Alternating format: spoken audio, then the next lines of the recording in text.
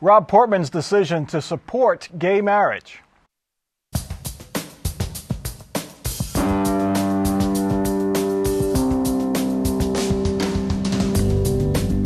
From the Battelle Studio at WOSU at COSI, this is Columbus on the Record. Joining Mike Thompson this week, Ann Fisher, host of All Sides with Ann Fisher on 89.7 NPR News. Jim Siegel, State House reporter for the Columbus Dispatch. Sam Gresham of Common Cause Ohio, and Gene Krebs, former state legislator. Rob Portman's conservative resume is pretty impressive. He is a U.S. Senator. He was a U.S. Congressman. He was a key member of the administrations of George H.W. Bush and George W. Bush. He was nearly the vice presidential nominee in 2008. He was nearly the vice presidential nominee in 2012. And he's on the list of strong contenders for president in 2016. Now add to that resume, father of a gay son and supporter of gay marriage. During my career in the House and also last couple of years here in the Senate, I've taken a position against gay marriage, rooted in part in my faith tradition, and had a very personal experience, which is my son came to Jane, my wife and I, told us that he was gay and that it was not a choice and that, that's just part of who he is, and he'd been that way ever since he could remember. And that launched an interesting process for me, which was kind of rethinking my position, talking to my pastor and other religious leaders, and going through a process of, at the end, changing my position on the issue. And Fisher, this came out of nowhere. What do you make of it? Well, apparently it didn't come out of nowhere for him. For him, but for the rest of us. But for the rest of us, it did pretty much come out of nowhere. Of course, the rest of us, it was him and whoever questioned him when he was being, vetted for to run with Mitt Romney on the ticket. But what do I make of it I make of it as a man who changed his mind because he had a personal stake in it. And I think farther down in that interview, he makes the point that he never really thought about it before.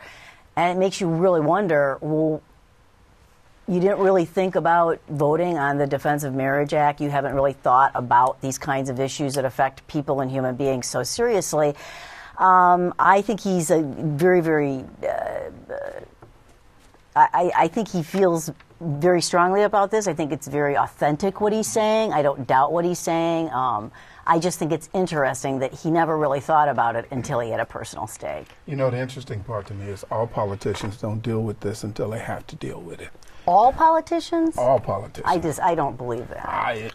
Well, Republican, there are a lot of Democrats who are in favor of gay marriage. But let me finish my statement. Yeah. I think when it becomes personal to you, then it affects you significantly different. There are lots of people who have gay and lesbian in their family, but until it attaches you personally, and as an elected official, you have to stand. Cheney, whatever you want to call him, he did the same things. There are other people who had this position on the right, and when one of their family, friends, or associates come out on the left, they change their position. Why is that, Gene, is that a selfish position to be? I'm going to oppose gay marriage until somebody in my family would benefit from it. I think it's because when you look at these issues in the first place, they're viewed them in the abstract, and then it becomes something in the personal. And I think that the reason we're seeing this more and more and more is television.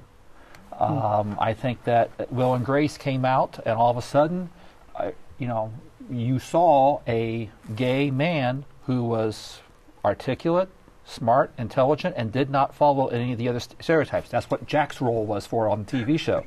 Will's was not. And I think that led to a greater acceptance then.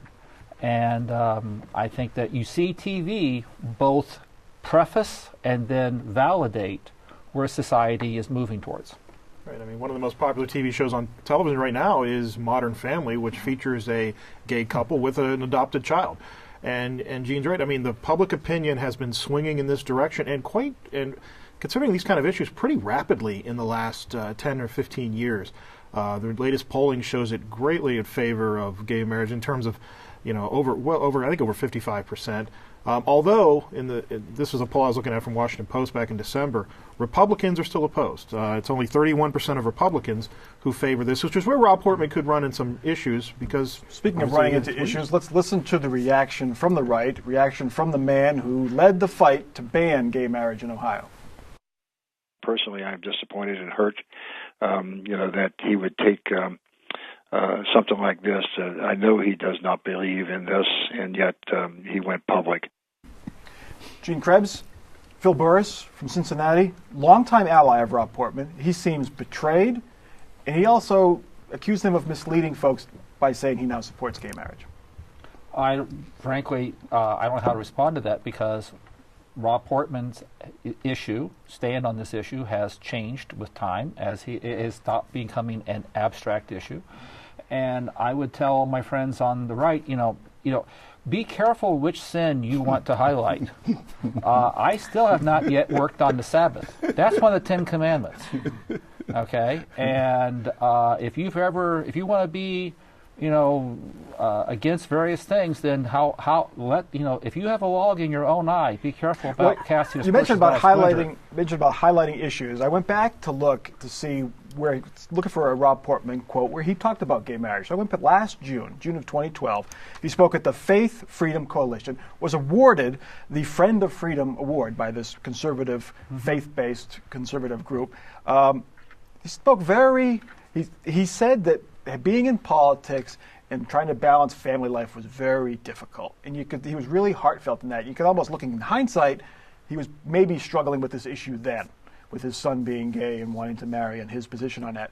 But in that 20-minute speech, he never mentioned gay marriage. He mentioned abortion, he mentioned prayer in school, he quoted the Bible, but he never mentioned gay marriage. Well, and once again, many legislators do not become advocates for Alzheimer's until they have a parent or grandparent go through it. And it makes you wonder about what they feel like their role is as legislators when the people, come and they testify in those committees. Are they still clinging always to their own point of view and what their own experience is, or are they opening themselves up and trying to understand and learn more about the issues at hand? Having spoken before that unequivocally, no.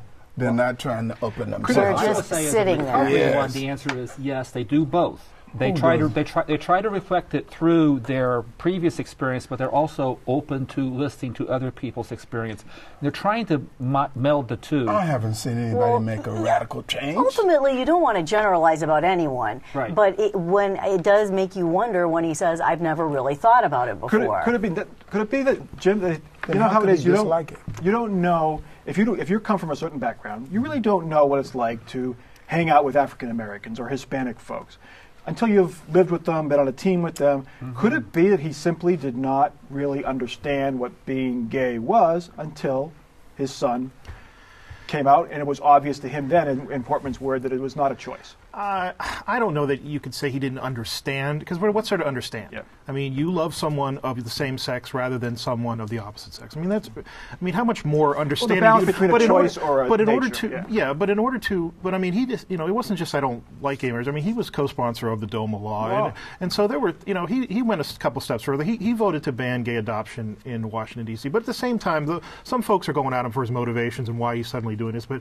At the same time, I mean, don't these folks want folks to change? They want Republicans to change their minds on this, conservatives to come around, and I think it's a little. You don't want to criticize him too much for his motivations when this is in the end what the supporters of this want to see happen. Bill Clinton signed. He signed it, absolutely. Right. In the past week, come out against it, but it doesn't seem to be as big a story for him though as it was for Rob Portman. I have a hard time believing that Rob Portman never knew anyone who was gay. I really have a hard time believing that. I know he living in Washington, D.C., it's a big... He knew someone that was gay. He knew his son. And if you've known gay people for a long time, there are indications that they're gay. He can't be blind to the fact that his son had certain tendencies. But I guess what Phil Burris was doing was contesting what his motivation was. And I think he was, my sense is, my gut feeling, he was very authentic. We'll see how this plays out in the weeks and months to come. It's official. Cuyahoga County Executive Ed Fitzgerald is exploring a run for governor. The Democrat has formed an exploratory committee, and he will voyage around the state to decide if he will take on John Kasich in 2014. His introductory video makes those plans sound a little more definite. Do we have to settle for a state government that robs our communities, forcing cuts to police, firefighters, and teachers? Or is something better possible? Do we have to settle for a governor who wants to impose new taxes on everyday Ohioans while giving big tax breaks for those at the top? Or is something better possible? I think something better is possible.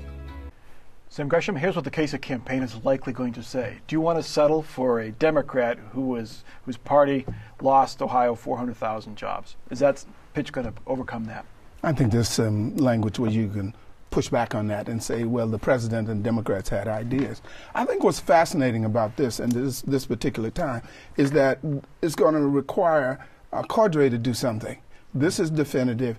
The horse is out of the barn. Somebody's got to get on or get off. Now, whether he can win or not, he's got 18 months to a year, and he's got to raise a lot of money. Everybody up in Cuyahoga County and the preceding counties know who he is, but in Central and Southern and Southeast and Southwest, people don't know who this man is.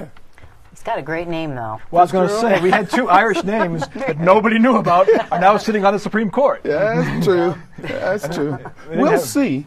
Hey, what I like about this commercial is people are smart. They start taking the red meat that Kasich gave them, and they went right at it. So they're not dummies. There's a thing to remember, though, is that there's no legal construct for an exploratory committee under Ohio law. That you may find that under federal law, but not under Ohio law. So for him to do an exploratory committee is an unusual thing. Look, there's about five things he's going to run in trouble with. One, I personally think it would be a tragedy having Kasich versus Fitzgerald because they're both reformers. And I don't want to see two reformers battle it out and one of them lose because I like reforming in state government. But this could shape up to be a year in 2014, not unlike Voinovich versus Birch, because it is a midterm election. It is, and unfortunately for who the Democrat is, it is the final midterm election of a lame duck presidency. Since 1988, 8 out of 10 incumbent governors nationwide have sought re-election, gotten run. And all those statistics notwithstanding, I still don't think Ed Fitzgerald. Say Ed Fitzgerald is no Rob Birch. Right. Completely different. Stronger or weaker? Demographic. In many ways, much stronger for no other reason than the fact that he has Cuyahoga County behind him. Jim, that is, if you're a Democrat, you got to win Northeast Ohio by a big margin. Can he win it by a big enough margin to compete with John Kasich? Well, not if he doesn't get his name out particularly in around Columbus, in Cincinnati and Dayton as well. You can run up the score in Cuyahoga County, but we've seen in statewide elections here that if the Republicans run up the score in a lot of these rural and exurbia counties, they will prevail. And that's exactly what Kasich did, 2 years ago, and that's where his challenge will be, and that's where his money challenge will be, because he is behind right now, and the governor's got a nice head start. The governor has a lot of businesses, well, at least up until this sales tax plan, really on his side. So I think he'll have plenty of support financially. He mentioned the unions front and center in his video. Obviously, a source of support, a source of money. Sam. I also think it's a point of a rallying cry. I mean, issue 2 showed that they could turn people out, and they could turn people out big ways. I also think he's harking back and poking at Kasich to remind people from his perspective who Kasich really is. He hit the taxes, he hit the unions. He used 2 of the key words, firefighters and school teachers. I mean, he's got it going. Now, whether it's good enough, and I agree with Joe, he's got to get people in Central Ohio, the South, and the West burning for him. Now, is Kasich enough to get people going? I'm not sure yet. But speaking of candidates from Central Ohio, meanwhile in Washington, D.C., one of Ed Fitzgerald's potential rivals for the Democratic nomination was trying to get a different job. Former Ohio Attorney General Richard Cordray had his Senate confirmation hearing this week. He, of course, is looking to make his interim appointment as head of the Federal Consumer Financial Protection Bureau permanent. Although our work is still in the early stages, we have been busy. In addition to supervising the country's largest financial institutions, we've also begun to protect consumers in markets that previously received no federal supervision at all. Consumers now have someone looking out for them as they deal with residential mortgages, payday loans, private student loans, credit reporting, and debt collection. Gene Krebs, Republicans, would they like him to stay right where he is because he might be the stronger candidate against John Kasich? Rich Cordray has many fine strengths. I would say in the last election, probably half of the Republicans I know voted for him over Mike DeWine. I only know 5,000 Republicans, though, so it wasn't enough to put him up over the margin. They would, if they're smart for that purpose, they would let the thing go through, but I doubt they do because they're uncomfortable with the process that occurs for his agency. They don't like it being headed up by one czar. I prefer to have some oversight, which is not uncommon here in Ohio. I think that Rich would have much the same problem that Fitzgerald. And once again, he's also a reformer. So you have two reformers going head to head. At that point in time, I think the incumbent is more likely to win because you have to define the difference. And if you have two candidates who are coming out and say, I want to reform things, I want to see a new path for things, then I think it immediately becomes more difficult to define the difference. I think there's a different scenario I want to point to you. Democrats are locked into a 10-year scenario on redistricting. And they're locked unless they make some major changes in doing that. Yeah. Winning with the governorship and taking the lead of the ticket and supporting it through all of the other offices down there. I don't think they're going to sit by. I think they're going to put a lot in. Whether it's Cordray or Fitzgerald, they're going to put a lot into 2014. I also believe the president is going to put a lot in 2014 because he wants a different house. And I will agree with you. And I have one small caveat to what I said earlier, is that if the ODP, Ohio Democratic Party, is able to photocopy the Barack Obama get out the vote and organizational strategy. But they could have done that from 2008 and 2010, and they dropped the ball on that. Gene, I can't tell you how many times people told them what they should have done. Yeah, I know. The question is, what is different now, and will they do this? As Ed Fitzgerald explores, how long can Rich Cordray wait for the Senate to move off his nomination, the U.S. Senate? I think he's got some time still. I mean, but I believe that part of Ed Fitzgerald's strategy is to get out in front of this and scare away anyone else. Tim Ryan today just announced that he's not running. I think Betty Sutton may be the only other one, former congresswoman, whose name is still kicked around as a serious candidate. I think he still has some time. You know, we're still a good ways away from even a primary, but you can't wait around forever, and you know, Rich Cordray is, although he's known because he's been on the ballot a number of times, he's been a statewide office holder. I think you'd find that he's not as well known as folks in Capitol Square might think. Yeah. So and I also think that I'm not entirely sure that a primary would be the best thing for underfunded Democrats. No, exactly, and I also think that he really wants this job in Washington. He wants to try it, and he wants to have it legitimately, at least a swipe at it. But what are the chances the president compromises on the structure of the Consumer Financial Protection Bureau, gives Congress a little bit more of a say as far as a commission? Or is he, because Republicans will not, if they're not going to confirm Richard Cordray, they're not going to confirm anybody until they change this. So he'll never get a director. I don't think I think what they're going to ask him to do is too much for what he does not want to do. They're going to strip it down. They're going to put 100-person. And then he won't want the job. Yeah, he's going to put 100-person commission on top of it, and he has to get 3/4 of the votes. Yeah. You don't want that. Yeah, but I think you're right. Senator Tom Coburn this week, in Republican out of Oklahoma, even said, we think you're doing a wonderful job. He told Cordray that, but that's not the issue. It's not they like him. They just the issue is that what they approved, what they voted into law 3 years ago, they want to do a take back on. Any chance that Rob Portman changed his position on gay marriage, might change his position on Richard Cordray? No, that's his son, man. Okay, changes in the air. You never know. All right. We'll wait and see. As he awaits his potential Democratic foes, John Kasich is still sparring with Republicans, namely the state auditor. Dave Yost sticks by his subpoena to see all of the financial records of Jobs Ohio, the semi-private development arm. Yost says his reason is simple. Look, our concern is for accountability, transparency.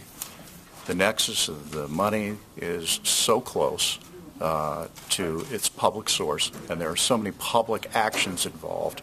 We believe that it ought to be treated as public money, and the statutory law and the case law supports it. That we both have the same goals, which is an open and accountable public Jobs Ohio, and we have a full audit of the private side of it, KPMG. You can look at it. It's out open for you. And at the end of the day, I think we'll be able to make sure that the people know that we've got good transparency. Jim Siegel, this comes down to a very simple definition of what's public. What does John Kasich think is public? He thinks the money he thinks is public is the direct money that is going from the state in state grants over to Jobs Ohio, which right now is about $6 million. Maybe it'll probably be up to about $7 million by the time it's all said and done. What does Dave Yost think is public? Well, Dave Yost sees that public money mixing in with, you've got corporations and others giving private money, about $7 million. You've got they've got this lease of the wholesale liquor profits. Now, here's the thing: wholesale liquor profits were public money right up until the point that they leased them and sold bonds against them. But now those profits are going to Jobs Ohio. They're going to get about $100 million a year, and the Kasich is arguing now it's private money. Well, it's a very, we've never seen it. This is a totally new situation, a new creation. They want to, a lot of Republicans will make comparisons to other private companies that the auditor shouldn't be able to go in and audit them as well. But at the same time, how many private companies were created by the legislature, funded by the state, have access to state wholesale liquor profits, and have their board appointed by the governor? It's just a different type of thing, and there's a reason why Auditor Yost is going after it. I think on this TV show I said 30 years ago that this was a mistake, and that the complexity of it, trying to structure it like that, it was going to be a problem. Now, there's one more thing. $5.6 million that came from the state coffers as startup money did not go through the controlling board, did not go through the General Assembly. Hey, right. By the rules that I know in state government, it's got to go through one of them. But at least they can audit that. $100 million, and I think that Dave Yost, the Attorney General, has been very blunt about the fact that, well, maybe no one's going to mess around with it in this administration, but going forward, how do you protect this money and make sure that someone doesn't show up who wants to abuse it? Gene, let me give you an example of a quasi-public-private organization. WOSU. I know.